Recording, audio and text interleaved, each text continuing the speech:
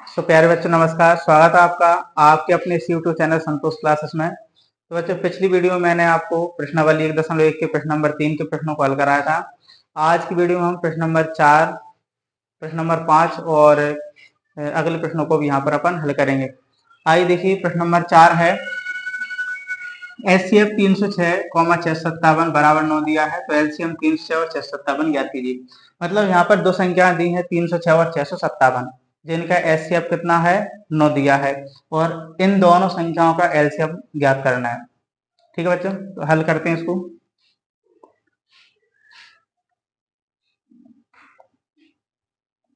हल हल के लिए यहाँ पर लिखेंगे कि दिया क्या है और ज्ञात क्या करना है।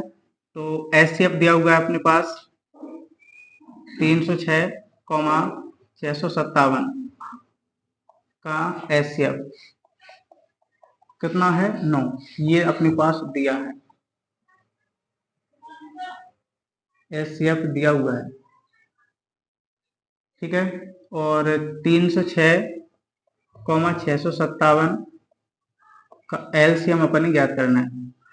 एलसीएम बराबर क्वेश्चन मार्क अपन ज्ञात करना है। बिल्कुल सिंपल तरीके से इसको हल करेंगे, कोई भी समस्या नहीं आई। देखते हैं, दो संख्याओं के लिए अगर दो संख्याओं का एलसीएम एचसीएफ ज्ञात करना हो तो अपन इस प्रकार से इसको हल कर सकते हैं। दो संख्याओं का गुणनफल, दो संख्याओं का गुणनफल बराबर होता है किसके, एलसीएम इंटू एचसीएफ के। दो संख्याओं का गुणनफल बराबर होगा एलसीएम इंटू एचसीएफ। तो दो संख्याएं कौन कौन सी हैं, 306 और 657, 306 इंटू 657, और एलसीएम ज्ञात करना है। एचसीएफ दिया है कितना 9। इस 9 को इसके भागों में कर दें, इंटू में जब भी संख्या मिलेंगी तो इंटू वाली संख्या भागों में पहुंच जाती है। यह आएगा एलसीएम बराबर 306 इंटू 657 बटे में आएगा कितना 9, बटे में 9 आ जाएगा। 9 से कट कर दो, 306 भी कट जाएगा, 657 भी कट जाएगा, दोनों संख्या 9 से कट जाएंगे, तो कोई सी भी संख्या अपन काट सकते हैं। यहाँ पर मैं इसमें काट रहा हूँ, इस वाली संख्या को काट ले रहे हैं। तो 9 3 27 और 9 6 36, 9 5 45, 9 6 54, 9 7 63, तो इससे कटेगा जी 9 7 63, 2 बचेगा 65 है, तो कितना हो जाएगा 27, तो 9 3 27। 657 9 से कितनी बार कट हो गया 73 बार, तो ये आएगा आपका एलसीएम बराबर 306 इंटू 73। इनका मल्टीपल कर लो, जो भी आएगा वो आपका आंसर हो जाएगा। इधर मैं लिख रहा हूँ, इनका गुणा करके देखने कितना आएगा, तो बराबर में यहीं पे लिख देंगे सीधा 306 इंटू 73। 3 से करा 3 18 ही आएगा, और 3 3 9, 7 से 7 6 42 और 7 3 21, 8 3 9 4 13 के 3, 1 और 1 2, कितना आ रहा है 22 33 8 आ रहा है। तो एलसीएम कितना आएगा, यहाँ पर एलसीएम आएगा 22 33 8। ठीक है बच्चों, ये सिंपल तरीके से अपन ने एलसीएम निकाल लिया। बिल्कुल भी समस्या आने वाली इस प्रश्न में नहीं है, जहाँ तक मुझे लगता है आपको कोई समस्या नहीं आएगी। अगर आपको लगता है तो मैं हर बार बताता हूँ, आप कमेंट बॉक्स में कमेंट करके पूछ सकते हैं, और आप एक बार वीडियो को दोबारा से रिपीट करके देख लीजिए, कोई समस्या आपको नहीं आएगी। देखिए बच्चों, यहाँ पर सिंपल तरीके से कराए, एक बार फिर से इसको समझ ले रहे हैं। यहाँ पर 306 और 657 का एचसीएफ दिया था 9, और इनका एलसीएम ज्ञात करना है। इन दोनों का एचसीएफ 9 दिया है, इन दोनों का एलसीएम निकालना है। एलसीएम के लिए क्वेश्चन मार्क है, डायरेक्ट हल करोगे। दो संख्याओं का गुणनफल बराबर होता है एलसीएम इंटू एचसीएफ। दो संख्या कौन कौन सी है, 306 और 657 दो संख्या है, एलसीएम निकालना है। एचसीएफ दिया है 9, दोनों गुणा में है, तो गुणा में संख्या भाग में पहुंच जाती है, 9 इसके बटे में पहुंच गया, एलसीएम बराबर में आएगा 9 से भाग कर 657 73 बार में कट गया, तो इधर बचा 306, इधर आपका 73 बचा। 73 का गुणा 306 में करेंगे तो यह है आपका, देखो गुणा इधर मैंने करके लिखा हुआ है, तो आप गुणा करके देख लेना, 22 33 8 आपका आंसर आएगा, जो कि क्या था एलसीएम। ठीक है बच्चों, कोई भी समस्या नहीं है। इसके बाद अब प्रश्न नंबर 5 करते हैं, तो जब तक मैं साइड हो रहा हूँ आप इसको नोट कर लेना, स्क्रीनशॉट ले लेना।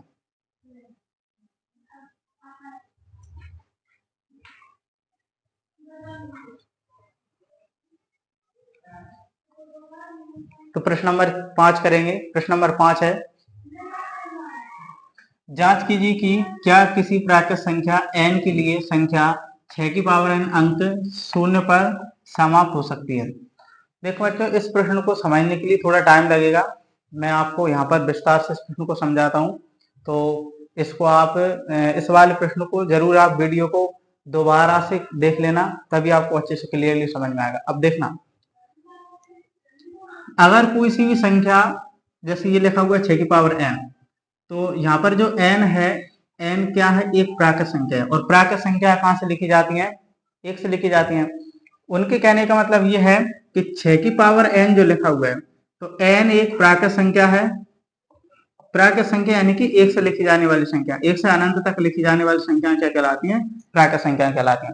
तो 1 से अनंत तक के अपन कोई सी भी संख्या यहाँ पर n की जगह रख दें, और अगर अपन इसको सॉल्व करें तो ये क्या किसी शून्य पर समाप्त होगा क्या। जैसे मान लो, मैं इसको यहाँ पर रिपीट करके देख रहा हूँ 1-2 बार। मान लीजिए कि n की जगह मैंने 1 रखा, तो ये 6 की पावर n की जगह क्या हो जाएगा, 6 की पावर 1। और 6 की पावर 1 का मतलब क्या होगा, 6 का एक बार गुणा करना है, यानी कि 6 एकम 6 आएगा। अगर मान लो मैं n की जगह पे 2 रख दूं, तो ये आएगा आपका 6 की पावर 2। और 6 की पावर 2 का मतलब क्या है, 6 का 6 बार गुणा, सॉरी 6 का 2 बार गुणा, तो कितना आएगा, 6 36 आएगा। अगर मान लो मैंने 3 रखा, तो ये आएगा 6 की पावर 3। और 6 की पावर 3 मतलब 6 का क्यूब निकालना, और 6 का क्यूब होता है कितना, 216। अब आप इसके लास्ट में देखना, इनकी n की जगह पे मैंने जो भी संख्या रखी हुई है, तो उसमें आपको देखने पर दिख रहा है, देखो लास्ट में आपको 6 दिख रहा है। लेकिन ऐसा नहीं है कि ये संख्या शून्य पर समाप्त हुई हो, इनके लास्ट में शून्य आया हो, ऐसा कुछ नहीं है। तो ऐसे ही आप अगर एक एक करके जितनी भी आपको संख्या रखनी है, आप संख्या को रख के देख सकते हो, लेकिन ये संख्या शून्य पर समाप्त नहीं होगी। इसका कारण क्या है, देखना। अब अपन पहचान कैसे करेंगे कि शून्य पर समाप्त कब होगी, कब नहीं होगी।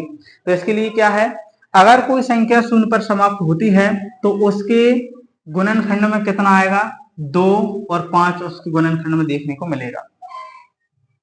जैसे मान लो मैं शून्य पर समाप्त होने वाली संख्याओं को लिख रहा हूं।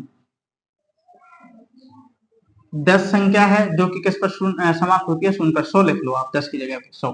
इसके लास्ट में कितना आ रहा है, शून्य आ रहा है, शून्य पर समाप्त होती है। अगर ये शून्य पर समाप्त होती है, तो इसके अगर अपन अभाज्य गुणनखंड करें, अभाज्य गुणनखंड करेंगे, तो अभाज्य गुणनखंड में 2 आएगा और 5 आएगा, 100% आएगा ही।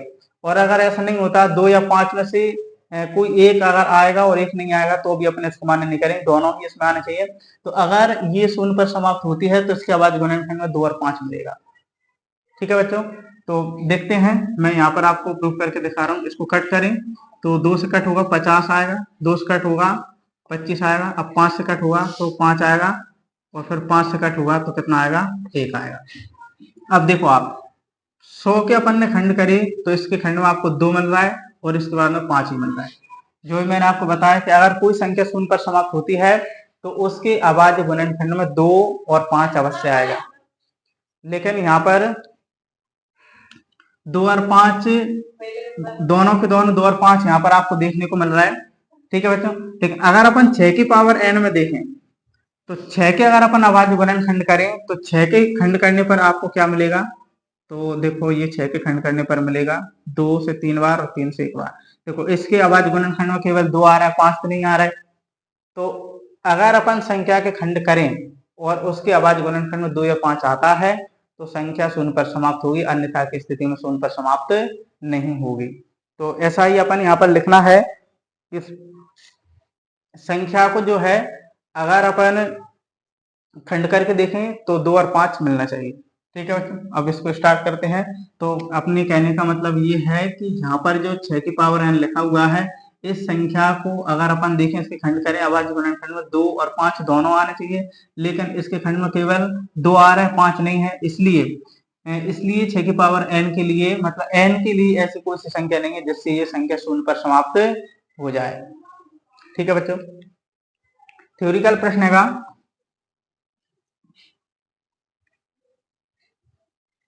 थ्योरिकल प्रश्न है। इसकी थ्योरी लिखने से पहले मैं एक बार फिर से आपसे कहना चाहता हूं कि अगर कोई संख्या शून्य पर समाप्त होगी, तो उसके अभाज्य गुणनखंड में 2 और 5 आएगा, अन्यथा की स्थिति में शून्य पर समाप्त नहीं होगी, अगर 2 और 5 नहीं आता तो। ठीक है बच्चों, देखना इसकी थ्योरी लिखेंगे।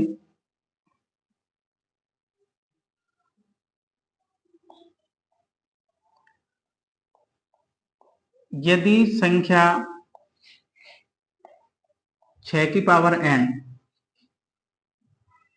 कॉमा अंक 0 पर समाप्त होगी, 0 पर समाप्त होगी, तो उसके अभाज्य गुणनखंड में, तो उसके अभाज्य गुणनखंड में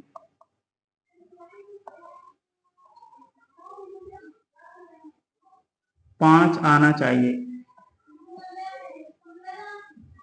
5 आना चाहिए, जो कि संभव नहीं है, जो कि संभव नहीं है, जो कि संभव नहीं है, क्योंकि 6 की पावर n बराबर, अगर अपन इसको खंड करके लिखें तो ये आएगा 2 × 3 की पावर n। ऐसा भी इसको अपन लिख सकते हैं 6 की पावर n को, क्योंकि 2 3 6 आ जाएगा। ठीक है, तो इसमें अपन ने देखा क्योंकि 6 की पावर n में 2 × 3 में 2 आता है, 2 आता है, संख्या 5 नहीं है, संख्या 5 नहीं है, मतलब इसके अभाज्य गुणनखंड में केवल कितना है, 2 है, 5 नहीं है।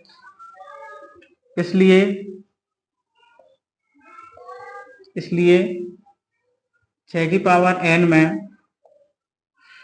प्राकृत संख्या n के लिए, प्राकृत संख्या n के लिए ऐसी कोई सी संख्या नहीं है, ऐसी कोई संख्या नहीं है, कोई संख्या नहीं है जिससे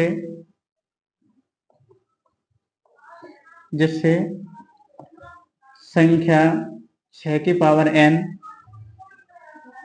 अंक 0 पर समाप्त हो जाए, 0 पर समाप्त हो जाए। इधर लिख दे रहा हूं।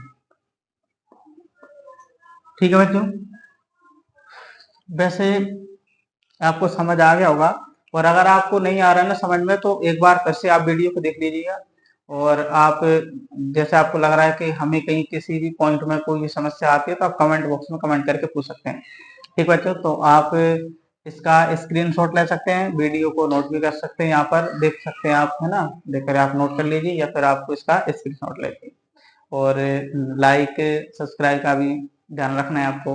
ठीक है बच्चों, तो मैं साइड हो रहा हूँ, आप इसका स्क्रीनशॉट ले सकते हैं।